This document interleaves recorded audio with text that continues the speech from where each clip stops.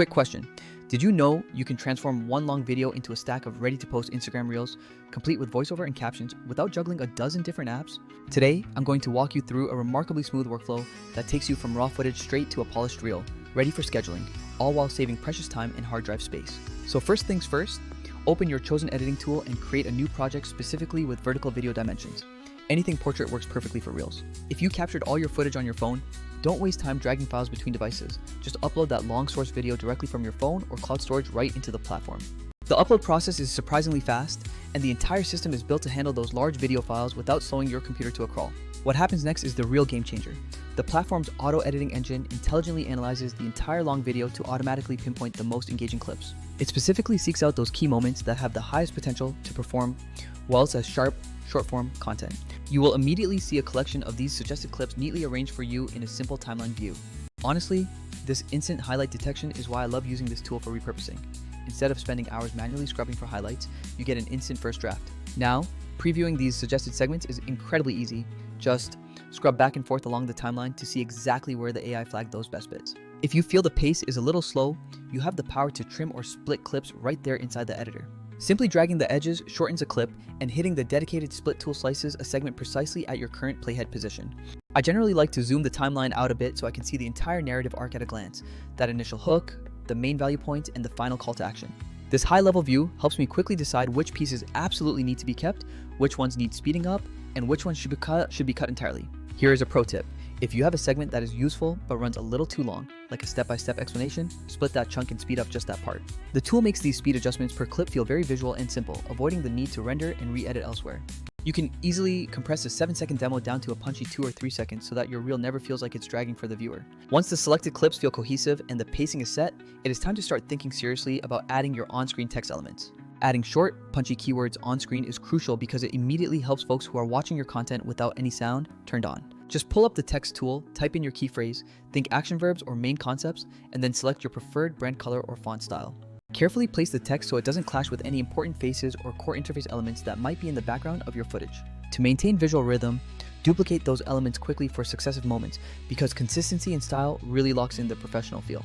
Throw some simple entrance animations onto the text so it appears in succession and neatly matches the exact beat of your voiceover narration. Next up, we focus on the narration, because a strong voiceover is what ultimately glues the entire visual package together cohesively. There are two primary ways I prefer to handle voiceovers when I'm working inside this particular tool. The first method is the absolute quickest. You can simply record your narration directly inside the application itself. Plug in your decent microphone. Even a simple USB mic gives you far superior audio quality than your built-in phone mic, and just speak right over the clip timeline. The software gives you a quick countdown, records straight into the project, and makes the audio immediately available as its own distinct track. This in-app recording is perfect for when you want to keep everything contained within that single environment and capture quick takes without delay. The second method is slightly more deliberate and controlled.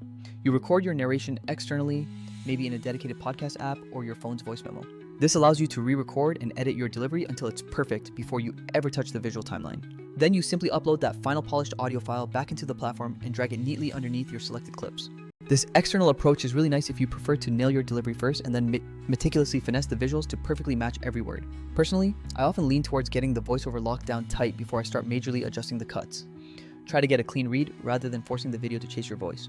Once your voiceover is recorded, you can easily trim any dead silence at the very start or end and split the track where you need to remove awkward gaps. This is the specific area where this tool truly stands out when compared to apps like Canva, which are generally better suited for static graphics. Canva is fantastic for graphic design and does offer some recording, but syncing an extracted voiceover with multiple screen recorded clips can become quite clunky.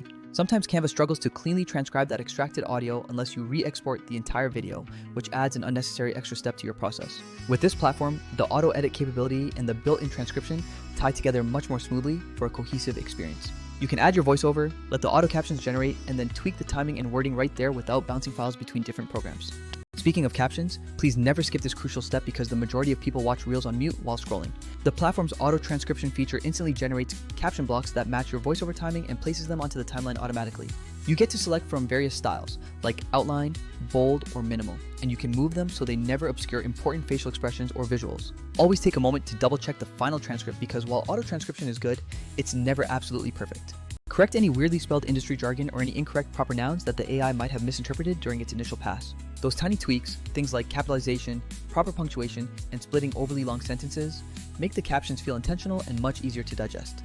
Another small but vital design tip is to always keep your finished captions within the designated safe zone for Reels to avoid being covered by UI elements. Social platforms often overlay buttons and comment fields at the bottom and top edges, so positioning subtitles correctly is key to readability.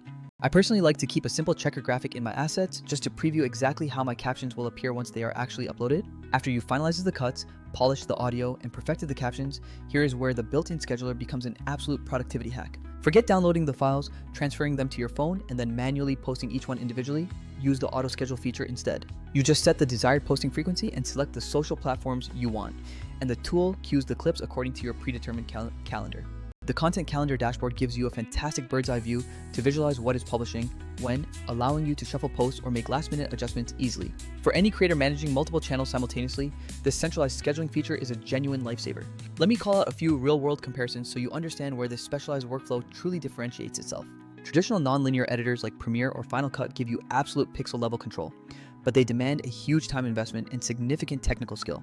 Simple design platforms are very approachable for beginners, yet they quickly feel limited when tackling advanced repurposing workflows at scale. Other dedicated repurposing tools often come with hefty price tags and rigid subscription plans that don't quite fit a creator's evolving needs. This platform sits perfectly in that sweet spot.